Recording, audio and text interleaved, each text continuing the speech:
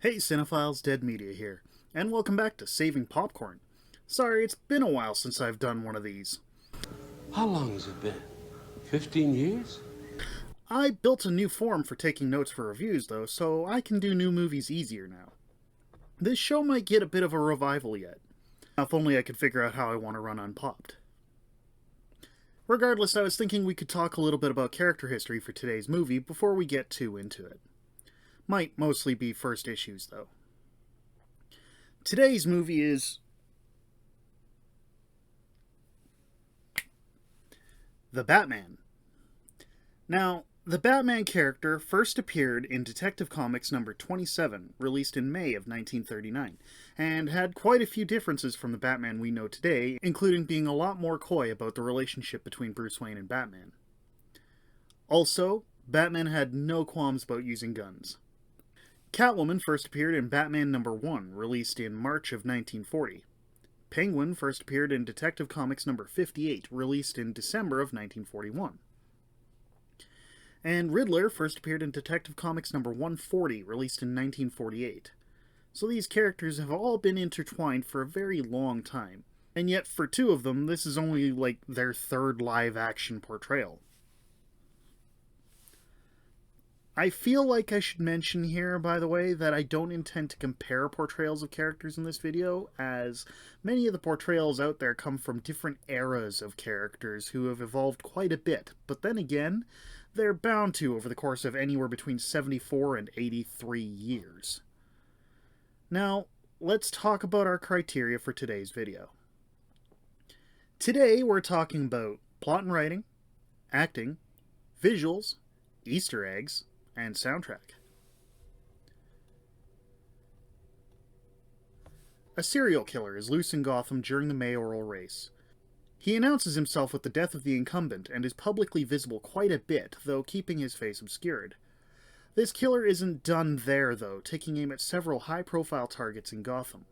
But with each scene comes a clue in the form of a message left for the city's dark vigilante, Batman. Now, Batman has only been on the scene for 2 years at this point, and he's still a very angry young man, as the death of his parents is still an unsolved crime. But for now, he's just trying to solve the puzzles left for him before someone else dies. His path leads him to search for a girl who is seen in the company of the mayor, putting him on a course to talk with Oswald Cobblepot, and from there to meet Selina Kyle, a bartender who may just know more than she's letting on. Now, I'm a Bat fan, and it's been a long time since we had a movie with this many of Batman's rogues gallery being portrayed, even if they didn't have to dig too deep to pull these characters in. Mime, Tarantula, King Tut, Orca, Killer Moth, Orange Harriet, Zodiac Master, Gentleman Ghost, Clock King, Calendar Man, Kite Man, Cat Man, Zebra Man, and the Condiment King! For plot and writing, as well as actually seeming to have an understanding of how to use these characters, we can give them a Colonel. Now, we have 7 actors and characters to discuss here. Obviously, we have Robert Pattinson as Batman / Bruce Wayne, but we also have Paul Dano as the Riddler, Zoe Kravitz as Selina Kyle / Catwoman, Colin Farrell as Oswald Cobblepot / the Penguin, Jeffrey Wright as James Gordon, John Turturro as Carmine Falcone, and Andy Serkis as Alfred Pennyworth. All of the actors bring something to their respective roles, but let's flesh that out a bit. Pattinson works well as a brooding, quiet Batman with a death wish and something to prove. He actually plays as Bruce Wayne very little in the movie, as the character is at a point where he feels that being Bruce Wayne doesn't advance his cause in any way besides funding. Paul Dano plays an unhinged Riddler in a far creepier take than Jim Carrey did in Batman Forever.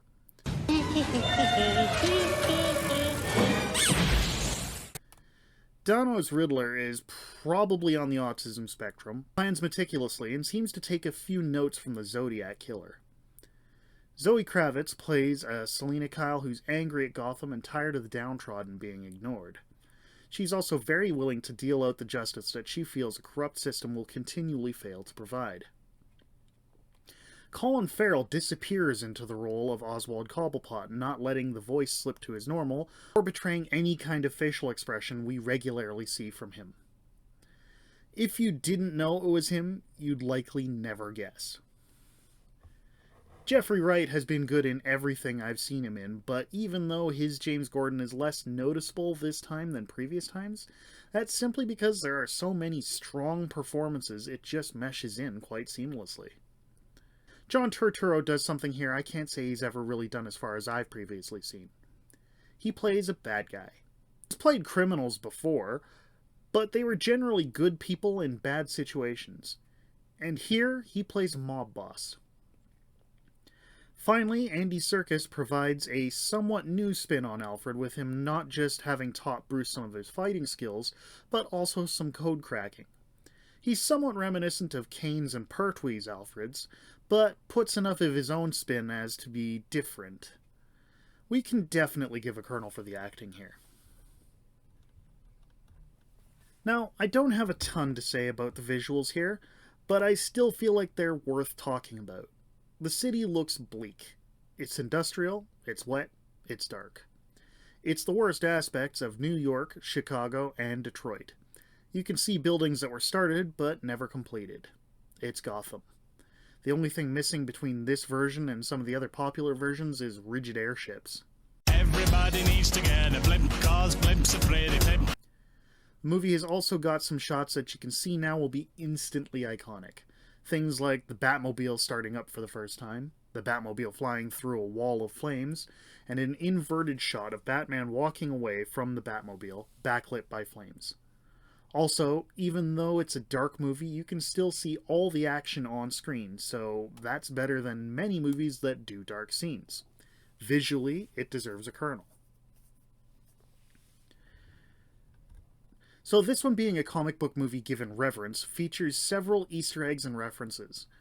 One little Easter egg I caught, but Easter's over, was in a scene where Alfred is opening the mail. In the background of this scene, we can see a bust of William Shakespeare, which is a nod to the 1966 Batman TV series where Batman and Robin open a secret route to the Batcave by opening a Shakespeare bust to reveal a button.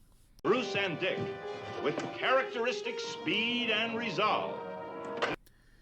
There are also several little nods to the comics, with the premise of an early Batman dealing with a Riddler who has the city in his grasp, plus Gotham's general disrepair, making me think of Snyder and Capullo's Zero-Year story arc. There's a pretty obvious nod during a Riddler video at one point where he talks about a guy named Elliot and Hush Money, an on-the-nose nod to Loeb and Lee's Hush story arc. The duality between Bruce and Batman is touched on, briefly talking about Bruce possibly being the Mask instead of Batman, which could be seen as a reference to the outstanding Ego graphic novel by Darwin Cook. And finally, there are two references to Loeb and Sayles' The Long Halloween, other than it's starting at Halloween. These are in Falcone's relationships with a few of the other characters. I won't say who or how they relate. So, with all this material for the fanboys like myself, I think they can have a Colonel. The soundtrack works really well here, with Michael Giacchino giving an understated but brilliant score that is emotive and fits perfectly. Seriously, his Batman theme is around 4 notes and works very well. It feels like a solid Batman theme. There are also 2 named songs in the soundtrack that get played fairly regularly. We get Nirvana's Something in the Way a couple of times, but the one we definitely get the most of is Ave Maria. It's used as background music quite a bit, but has a strong meaning for one character, who sings it during a pivotal scene near the climax of the movie. Incidentally, this record's available in the foyer. The soundtrack is great here, and it deserves a Colonel. Now it's time to tip out our bucket and see what we have. We have 5 Colonels. I love this one and have seen it twice since it released, taking my dad and my girlfriend to it when I went the second time. They also both loved it, with my girlfriend lauding Dono's creepy performance specifically, stating he should get an Oscar. But I pointed out that the old white dudes that make up the Academy are part of a group of various types in Hollywood that don't see comic book movies as legitimate film. Thank you. You love me. You really love me. Actually, interestingly enough, I'm pretty sure the last and possibly only time that a comic book movie received one of the top 5 awards was when Heath Ledger received a posthumous award for playing the Joker in Christopher Nolan's Dark Knight. But I digress. let's move on to Name That Frame. This is a continuation of the round started in my Mac and Me video, so if you want another hint, look there. If you look at my screen, we have a new still for a movie or TV show. And by way of a hint, I'll tell you this is an action movie from the early 90s. Know what it is? Comment below. We'll be revealing the answer on the next video. And as always, if you have any comments, questions, or ideas, leave them down there too. I try to answer everything. That's it for me, guys, but I'll be back soon with another one. Bye!